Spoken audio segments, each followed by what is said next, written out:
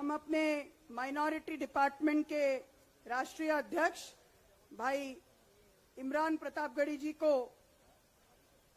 आमंत्रित करते हैं कि वे अपना जोशीला उद्बोधन हमारे बीच में रखें।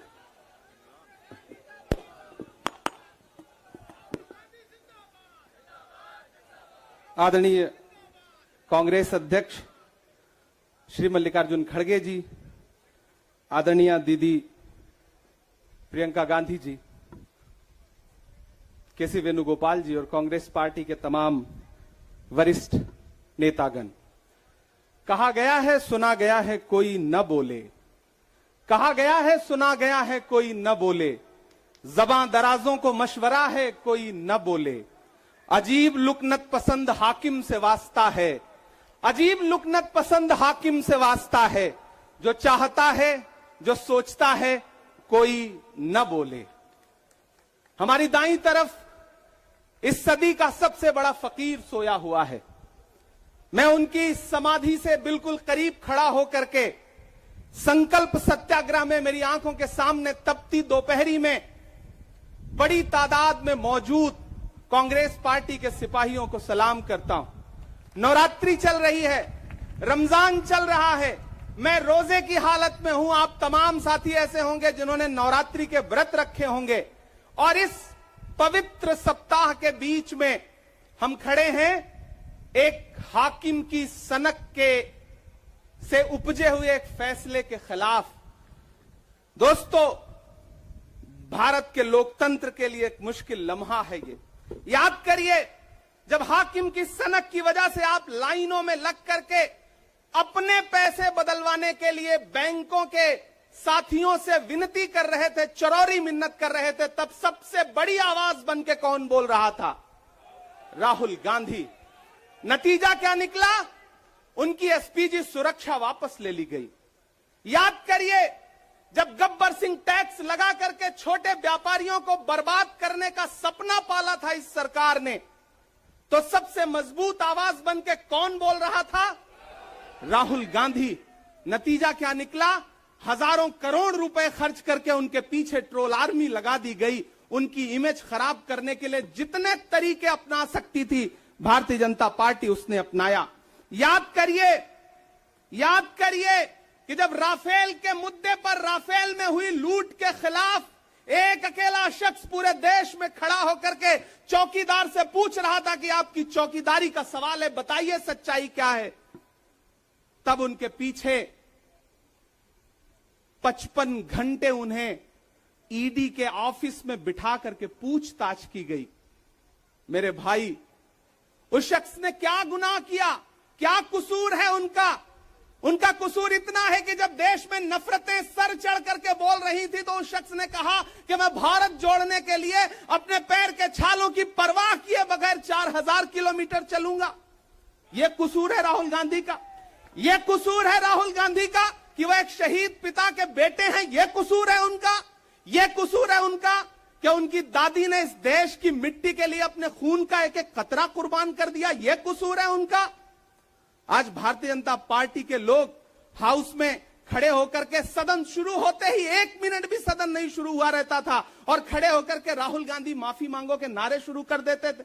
किस बात की माफी? क्योंकि वो भारत जोड़ रहे हैं, वो लोकतंत्र को बचाने की बात कर रहे हैं। अरे भाजपाइयों, माफी तो आपको मांगनी चाहिए। 15 लाख के झूठे जुमले के लिए माफी मांगो, बढ़ती हुई महंगाई के लिए माफी मांगो, अच्छे दिन के झूठे वादों के लिए माफी मांगो, लोकतंत्र को कुचलने के लिए माफी मांगो, महंगाई के खिलाफ माफी मांगो, 400 का सिलेंडर 1100 रुपए करने के लिए माफी मांगो, 58 रुपए का पेट्रोल 100 रुपए का करने के लिए माफी मांगो, हिंदू को मुसलमान से लड़ाने के लिए माफी मांगो, सिख को ईसाई से लड़ाने के लिए माफी मांगो। माफी तो तुम मांगो। और अगर तुम ये कहते हो कि राहुल गांधी ने विदेश में जाकर के भारत का अपमान किया, तो प्रधानमंत्री जी, मैं आपसे पूछना चाहता हूं कि जब दोहा में, शंघाई में, कैलिफोर्निया में, अमेरिका में खड़े होकर के आप कह रहे थे कि भारत तो सपेरों का देश है, भारत में पैदा होना तो पाप है, प्रधानमंत्री जी माफी तो आपको मांगनी चाहिए। मैं आज प्रियंका दीदी को सुन रहा था, मेरी आंखों में आंसू थे उनका भाषण सुन करके।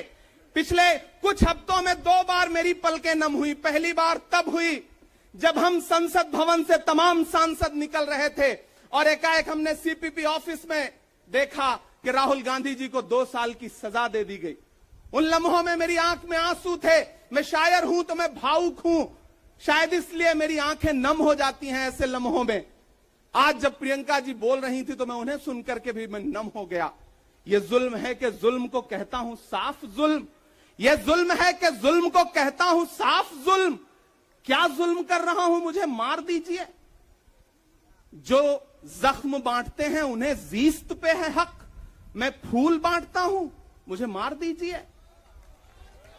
फिर उसके बाद हिंदुस्तान वालों, फिर उसके बाद शहर में नाचेगा हू का शोर, फिर उसके बाद शहर में नाचेगा हू का शोर। मैं आखिरी सदा हूं, मुझे मार दीजिए। मेरे भाई, इस देश के लोकतंत्र को बचाने के लिए जो सबसे बड़ी आवाज है इस देश के, उसको मारने की, उसको कुचलने की जो कोशिश है, उसके खिलाफ आपको खड़ा तो होना पड़ेगा, आपको बोलना तो पड़ेगा। मैं कभी कभी सोचता हूं कि जब मैं कभी समाधि पर जाऊं तो क्या मुंह दिखाऊंगा महात्मा गांधी को, मैं क्या मुंह दिखाऊंगा राजीव जी को, हम क्या मुंह दिखाएंगे इंदिरा जी को, कि उनके वारिस के साथ, उनके घर के चश्मो चिराग के साथ इस तरह की अपमानजनक बातें की जा रही हैं और देश खामोश बैठा है। सवाल आपसे है, सवाल यहां बैठे हुए लोगों से नहीं है, सवाल आपसे है जो आप कांग्रेस की मोहब्बत में यहां आए हुए। मैं आपको सलाम करता हूं, मैं जानता हूं आप राहुल गांधी जी से मोहब्बत करते हैं, कांग्रेस पार्टी से मोहब्बत करते हैं, प्रियंका दीदी के सम्मान में आए हुए हैं, खड़गे साहब के सम्मान में आए हुए हैं, मैं जानता हूं। वरना इस तपती दोपहरी में व्रत रख के, रोजा रख करके कौन परेशान होने के लिए आता। आपको मोहब्बत है पार्टी से, लेकिन नया पाने की चाहत में पुराना छूट जाता है। तुझे अपनाऊं तो मुझसे जमाना रूठ जाता है। मोहब्बत पढ़ने लिखने में बहुत आसान है, लेकिन मोहब्बत को निभाने में पसीना छूट जाता है। मैं जानता हूं कि आप पसीने के बीच भी, आप तपती दोपहरी के बीच भी यहां बैठे हैं। क्यों? क्योंकि आपके मन में पीड़ा है। आप देख रहे हैं कि लोकतंत्र को किस तरह से कुचला जा रहा है। मेरे भाई, ये एक मुश्किल वक्त है। मैं इस मंच पर खड़ा होकर के, गांधी समाधि के इस मंच पर खड़ा होकर के पूरे देश का आह्वान करता हूं कि अब समय राहुल गांधी के सत्याग्रह का नहीं है। अब राहुल गांधी जी से आगे बढ़ करके देश के एक एक व्यक्ति के ऊपर बात आ गई है। एक ऐसी आवाज जो आपके लिए संसद में बोल रही थी। कसूर क्या था? उन्होंने प्रधानमंत्री जी के भ्रष्टाचारी मित्रों के खिलाफ आवाज उठाई। उन्होंने पूछा कि 20,000 करोड़ रुपया कहां से आया अडानी की कंपनियों में। उन्होंने पूछा कि नीरव मोदी ने, ललित मोदी ने, मेहुल चौकसी ने जो इस देश को लूटा है, उसका जवाब प्रधानमंत्री जी को देना पड़ेगा। अगर प्रधानमंत्री जी इतना कहने से आप राहुल गांधी जी की सदस्यता ले लेंगे तो हम तमाम सांसद तैयार हैं। ले लीजिए हमारी सदस्यता, लेकिन हम रुकने वाले नहीं हैं, हम झुकने वाले नहीं हैं। हम मुसलसल बोलते रहेंगे। मैं हिंदुस्तान के लोगों से कहना चाहता हूं कि हमने सहराओं में हासिल किए आसानी से, तुम समंदर में भी रहकर न मिले पानी से। ये सियासत के दिए सबके हवाले न करो, मुल्क बिक जाता है एक शख्स की नादानी से। इस शख्स की नादानी से देश बिक रहा है, लोकतंत्र मटिया मेट हो रहा है, संविधान को कुचला जा रहा है। और वो आखिरी सदा जो 7 फरवरी को गूंजी थी पार्लियामेंट में, उसको भी खामोश करने के लिए उसे संसद से निकाल दिया गया है। मैं देश से कहना चाहता हूं कि उन्होंने राहुल गांधी जी को संसद से निकाल दिया है। देश सुने इस बात को कि नरेंद्र मोदी जी और उनकी सरकार ने साम दाम दंड भेद इस्तेमाल करके राहुल गांधी को संसद से निकाल दिया है। अब देश के ऊपर फैसला है। उन्होंने संसद से निकाला है। देश के लोगों, राहुल गांधी को अपने दिल में रखो, अपने दिल में बिठाओ, निकलो पूरे देश में, करो सत्याग्रह। देखते हैं इस हुकूमत की तानाशाही में कितनी ताकत है। अगर कांग्रेस का एक एक कार्यकर्ता जो अपने घरों पर कहीं बैठा हुआ है, मैं उससे भी आह्वान कर रहा हूं कि राहुल गांधी से बढ़ करके ये मसला इस देश के लोकतंत्र तक आ गया है, इसे बचाइए। और राहुल जी शायद अपने घर पर होंगे, यहां हम हजारों की तादाद में उनको समर्थन देने के लिए जुटे हैं। मैं तो बस इतना कह रहा हूं कि मेरे भाई, आपको एक बात समझनी है, और वो ये है कि इस मुश्किल वक्त में हमें राहुल जी से ये कहना है कि लहू में भीगे तमाम मौसम गवाही देंगे कि तुम खड़े थे। एक आखिरी नज्म सुना करके मैं आपसे विदा लूंगा कि लहू में भीगे तमाम मौसम गवाही देंगे कि तुम खड़े थे। शहर का सूरज गवाही देगा कि जब अंधेरों की कोख से निकलने वाले ये सोचते थे कि कोई जुगनू बचा नहीं है, तो तुम खड़े थे, तुम खड़े थे।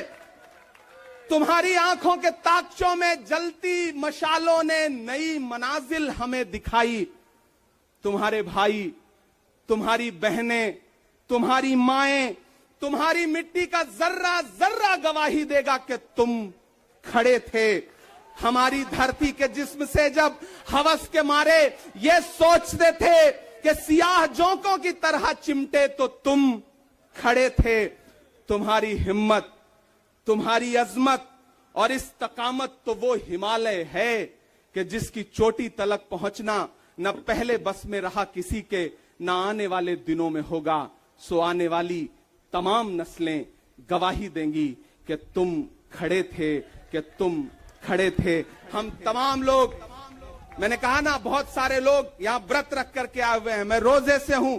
हम तमाम लोग इस देश के लोकतंत्र को बचाने के लिए राहुल गांधी जी के साथ अलल ऐलान खड़े हैं, खड़े रहेंगे और एक एक सांस तक उनके साथ खड़े रहेंगे। ये हमारा राहुल गांधी जी से वादा है।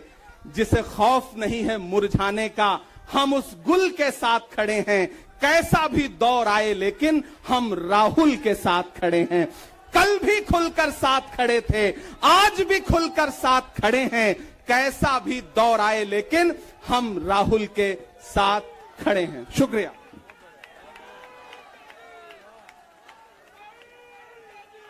बहुत बहुत धन्यवाद इमरान भाई, इस इनकलाबी और जज्बाती तकरीर के लिए आपका बहुत बहुत शुक्रिया।